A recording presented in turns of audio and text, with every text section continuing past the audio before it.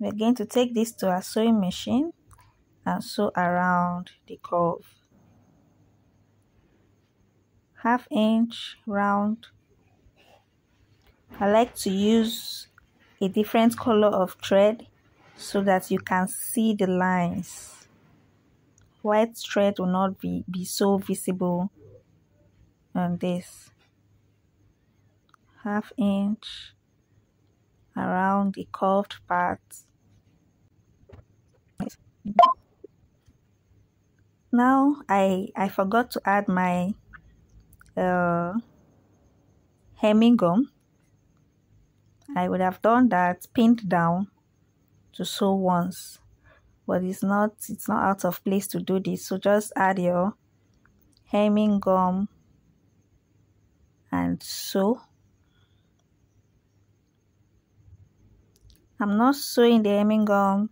The hemming gum is not really touching the other end, the other 1/2 inch. So the greater part of this is on this other side, on the left. So that when I trim out my seam allowance, I won't be trimming out the hemming gum. As you can see, the bigger part of the hemming gum is on the left. So very little of it is on the right hand side. So it's just in between. And I'm back stitching. This is it. I'm trimming out this. That shows that I have less of the hemming gum on this direction.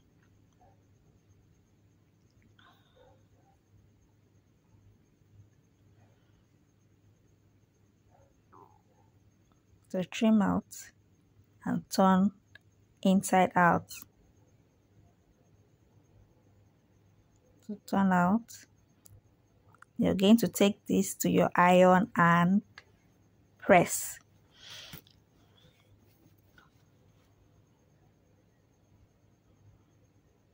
So press this is where you're going to press.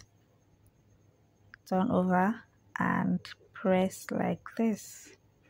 By press, I mean iron. You're going to iron it down neatly. Now on this end, we are going to close. That is the part that will sit on the shoulder. So fold this way and close up the parts from the fashion fabric. Separate the lining from it like this, and we're going to sew only the fashion fabric.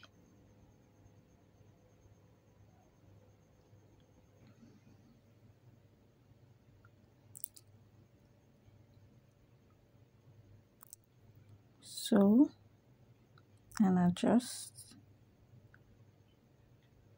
and sew. Now we've exceeded the point where the fashion fabric ends.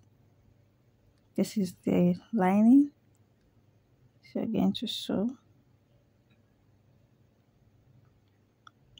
Of course, you won't sew to the end, but you're going to sew close to the end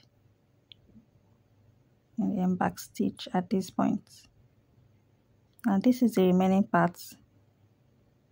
Fold in the seam allowance and then you can leave it that way or just sew. Just sew at the edge.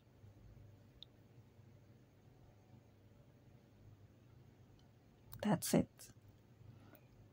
Back to the iron and give it a press.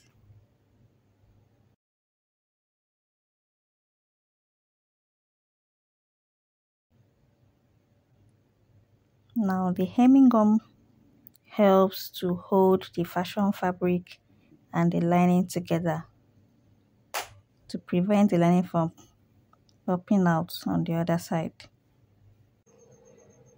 This is the result. So we're going to add 2 others to it. Now this is our bodice. Placing it, you're going to sew on the shoulder line. like this. Now on this part, not to the end completely, but about, let's say, half of the shoulder, that's the midpoint of the shoulder, because of this. So the midpoint of the shoulder, like so. But you really know that when you add the two other layers, so you know where to end, because you need to sew the three together on the shoulder line. So let's say we are adding this, the medium cone, like this. See about 2 inches difference, and the smallest also with a difference of 2 inches apart.